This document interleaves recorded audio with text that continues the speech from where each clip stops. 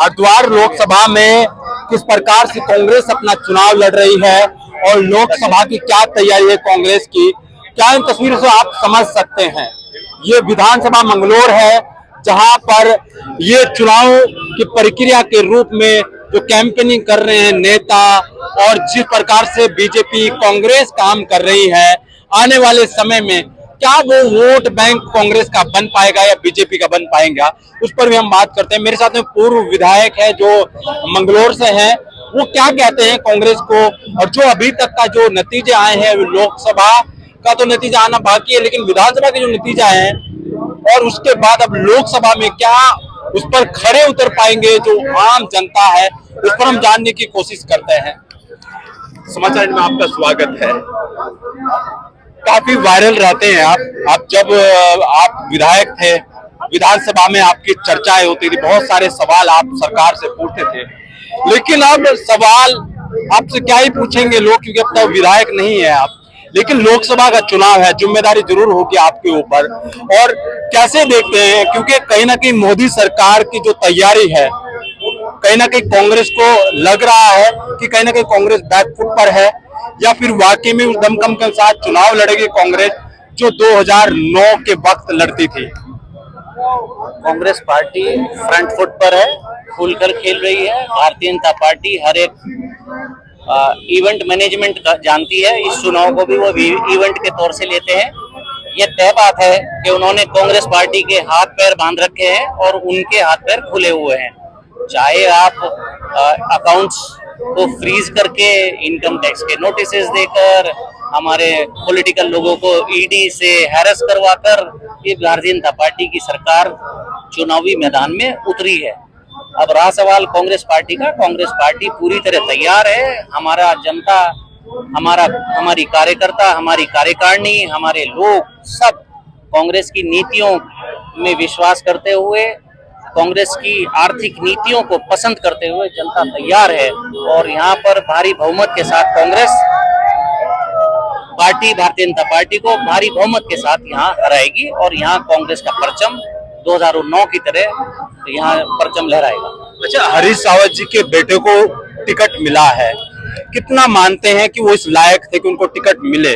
क्योंकि कहीं ना कहीं जो चेहरा था, क्योंकि उनके अनुपमा रावत ग्रामीण क्षेत्र में विधायक बनी है, लेकिन हरीश रावत जी के चेहरे पर ही चुनाव लड़ा जाएगा या उनके बेटे की कहीं ना कहीं एक छवि है कि उनके ऊपर चुनाव लड़ा जा रहा है? टोटल बेटा होना कोई किसी के लिए डीमेरिट नहीं होनी चाहिए। मैं भी किसी का बेटा था, राजनाथ सिंह जी के बेटे भी हैं, जनरल खंडूरी साहब के भी बेटा और बेटी हैं। यहाँ पर तमाम लोग बेटे और बेटियां यहाँ चुनाव लड़ रहे हैं। तो अपनी पर्सनल क्षमताएं, व्यक्तिगत क्षमताओं को देखते हैं। जब चुनाव में लोग वोट देते हैं, किसी का बेटा करके नहीं देते। किसी का बेटा होना ना क्वालिटी होती, ना क्वालिफिकेशन होती, ना डिस्क्वालिफिकेशन होती। वीरेंद्र रावत जी लगातार यहाँ सक्रिय हैं। जिला हरिद्वार में प्रदेश कांग्रेस कमेटी में महासचिव रहे हैं, यूथ कांग्रेस और NSUI से निकल कर आए हैं। तो वो मजे हुए एक कार्यकर्ता के रूप में यहाँ उभरे हैं और उनकी उसी क्षमताओं को देखते हुए कांग्रेस पार्टी ने उनको टिकट दिया। अच्छा, एक चेहरा और है जो निर्दलीय है, उमेश कुमार, वो भी लोकसभा का चुनाव लड़ रहे हैं। क्या कांग्रेस से उससे नुकसान होगा लगता है आपको? क्योंकि कहीं ना कहीं बहुत सारे ऐसे वोट है जो कांग्रेस के कन्वर्ट हो सकते हैं उनके ऊपर, नहीं लगता है आपको? कांग्रेस पार्टी धर्म, जात, बिरादरी, इन पर कभी चुनाव नहीं लड़ती। कांग्रेस पार्टी इस बात पर भी चुनाव नहीं लड़ती कि किस किस दल के कौन कौन लोग चुनाव लड़े हैं, कौन कौन आजाद खड़े हैं, कौन किसका वोट काटेगा। क्योंकि हम वोट काटने की राजनीति में कांग्रेस विश्वास नहीं करती। कांग्रेस हमेशा अपनी नीतियों में विश्वास रखती है। अपने कार्यकर्ताओं से कांग्रेस पार्टी के लोगों का, हमारे कार्यकर्ताओं का लगातार संवाद बना रहता है। हम उस पर विश्वास रखते हैं। और इस वक्त भारतीय जनता पार्टी की कुशासन से इस कदर परेशान है जनता कि वो तो एक उम्मीद की किरण राहुल गांधी के रूप में उनको दिखाई दे रही है और भाजपा से दुखी है जनता। तो कांग्रेस पार्टी के लिए एक भारी वोट देने के लिए जनता उतारू है और आने वाले वक्त में यहाँ से, हरिद्वार से ही नहीं, उत्तराखंड से देश भर में कांग्रेस बहुत वोटों से जीतेगी। कल आपने पौड़ी में भी देखा होगा एक जन समूह कितना उमड़ा था। ये सिर्फ वर्कर हैं, कार्यकर्ता हैं, कोई जनसभा नहीं है। जिस दिन जनसभा होगी उस दिन आप देखेंगे कि कांग्रेस पार्टी की जनसभा कैसी हो रही है और जनता कितना प्यार कांग्रेस पार्टी को देने जा रही है। देखो, जनता तो हमने आपके वक्त में भी देखा, जब राहुल गांधी जी आपके कार्यक्रम में आए, सड़कों पर जगह नहीं थी, लेकिन उसके बावजूद आप चुनाव हार गए।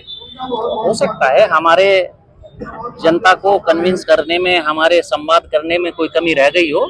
वो संवाद हमने आकलन किया और उस हार का अब हम फायदा उठा रहे हैं। वो जो हमारे संवाद में कमी रह गई थी उसको हमने दुरुस्त किया। हमारी कमियां रही होंगी, जनता हमेशा ठीक करती है, जनता का निर्णय हमेशा सर माथे पर होता है। तो वो कमियां हमने दूर करने की कोशिश की और हमें उम्मीद है हमने वो कमियां दूर की, जिसका फायदा इस लोकसभा में भी मिलेगा और आगामी बाई इलेक्शन, मंगलौर के बाई इलेक्शन में भी मिलेगा। ठीक है, मेरे साथ में झबरेड़ा के जो विधायक है वो भी साथ में है, और एक ऐसे चेहरे हैं उत्तराखंड में, एक तो युवा है और जिस सोच के साथ इनको विजय मिली थी, ये एक बदलाव के हिसाब से इनको चुना गया था जनता की तरफ से। उससे पहले देसाई कर्नवाल थे भारतीय जनता पार्टी के, इस बार कांग्रेस के विधायक झबरेड़ा से हैं। कितनी आपके ऊपर उम्मीद है कि कांग्रेस की, कि आप कहीं ना कहीं वोट अच्छा खासा कांग्रेस को दिलाएंगे झबरेड़ा विधानसभा से? कि आपके चैनल के माध्यम से मैं पहले ये बता दूं कि मुझसे नहीं, कांग्रेस का हर एक कार्यकर्ता, कांग्रेस का हर एक चाहने वाला, बेरोजगार व्यक्ति, किसान लोग जो त्रस्त हैं, उन सब की उम्मीद जो है वो कांग्रेस में है और कांग्रेस में उन सबका विश्वास है। कांग्रेस किसान का, मजदूर का, बेरोजगार का, सबका सम्मान कांग्रेस करती है। कांग्रेस के तरफ जो है एक आमजन जो है, आम व्यक्ति जो है वो उम्मीद भरी निगाहों से देखता है और इस चुनाव में भी कांग्रेस की तरफ उम्मीद भरी निगाहों से देख रहे हैं और लोगों की आस कांग्रेस है। जो मैं मानता हूं कि बढ़ चढ़ करके कांग्रेस में समर्थन करने में लोग भाग लेंगे और आगामी जो हमारा चुनाव 19 तारीख को हमारा मतदान होगा और जून में जब मतपेटियां खुलेगी। विधायक जी, एक सवाल है मेरा आपसे। बीजेपी तो बहुत सारे मुद्दे बता रही है, वो सड़क बता रही है और वो कह रही है कि हमने 370 भी हटा दिया है, बहुत सारी बातें कह देते हो जब भी चुनाव कैंपेनिंग के लिए जाते हैं। लेकिन जैसे आप विधायक है, कम से कम जो हरिद्वार से ही आते हैं कांग्रेस के, और जो कम से कम चेहरे भी हैं, जाने पहचाने चेहरे जिन पर वोट पड़ सकता है, तो आपके पास मुद्दे हैं क्या? जब आप विधानसभा सत्र में जाते हैं तब बोलते हैं कि हमारे हाथ बंधे हुए, हम काम नहीं कर पा रहे हैं, हमारे पास बजट नहीं है, फिर तो आपको वोट क्यों देंगे लोग? आप पिछला वीडियोस उठा करके देख लीजिए। मैंने पता है, मेरे को देखा है मैंने, क्योंकि मैं देहरादून कवर करता हूं, मुझे मालूम है। मैंने ये कभी नहीं कहा कि हमारे पास हाथ बंधे हुए हैं। हाँ। अरे हम विपक्ष में भले ही हों, लेकिन हमारे पास कैपेबिलिटी है, हम सरकार को सूचित करके जनता की जितनी समस्याएं हैं उनको हल कराने का काम कर सकते हैं। और आपने मुद्दों की बात की। जी जी। बेरोजगारी उत्तराखंड में, पूरे देश में एक बहुत बड़ा मुद्दा है। जी जी। ये भारतीय जनता पार्टी की सरकार 2014 में आई थी। जी जी। और इन्होंने कहा था कि हम 2 करोड़ रोजगार देंगे। ठीक है। कितना रोजगार दिया? कितना रोजगार दिया? कितना रोजगार दिया? और माननीय हमारे भाई जी, एक भाई जी बोलते रहिए। हमारे प्रधानमंत्री माननीय मोदी जी ने कहा था कि हम हर खाते में जो देश का काला धन है उसको वापस लेकर के आएंगे, स्विस बैंकों से उसको लाएंगे और 15-15 लाख रुपया हर एक खाते में आएगा। आज के समय में आंकड़े उठा करके देख लीजिए, उन अकाउंट्स में कई गुना धन हो चुका है, काला धन वापस नहीं आया। लोग आस में थे, उम्मीद में लोगों ने वोट दिया था और भारतीय जनता पार्टी की जो सरकार है वो युवाओं की, किसानों की, मजदूरों की, महिलाओं की, किसी की भी उम्मीदों पर खरी नहीं उतर रही है। बस खाली एक ही एजेंडा है, भावनात्मक मुद्दों में लोगों को उलझाना। विकास के नाम पर ये सरकार जो है जीरो। अब अच्छा, आपके क्षेत्र में काम हो रहा है, जैसे आप विधायक में, उसके बाद अभी प्लान क्या क्या करा रहे हैं आप अपने क्षेत्र में अपने? आप अगर जाएंगे तो निश्चित रूप से देखेंगे कि झबरेड़ा विधानसभा क्षेत्र में विकास की गति है, विकास की जो गति है वो काफी तेजी से बढ़ी है। मैं आपको 2-4 महत्वपूर्ण उपलब्धियां बता भी देता हूँ। बता दीजिए। हमारा मंगलौर से लेकर के झबरेड़ा वीरपुर तक का जो मार्ग था वो पिछले कई वर्षों से जर्जर अवस्था में था। डबल इंजन की सरकार थी स्टेट में, राज्य में भारतीय जनता पार्टी की सरकार और भारतीय जनता पार्टी के ही विधायक थे, उनसे वो काम नहीं हो पाया। और एक हमारा प्राथमिक स्वास्थ्य केंद्र था झबरेड़ा में, उसको उच्चीकरण की आवश्यकता थी, वो हमने उच्चीकरण कराया। बड़ी बड़ी जो सड़कें थी, लाठरदेवा से 1 से लेकर के रुड़की तक का जो मार्ग था वो हम लोगों ने कराया। कई कई और भी बहुत सारी बड़ी उपलब्धियां हैं जो प्रयास से हुई। तो ये थे झबरेड़ा के विधायक और अभी कांग्रेस के जो पूर्व मुख्यमंत्री हरीश रावत जी यहाँ पर पहुंचे हैं।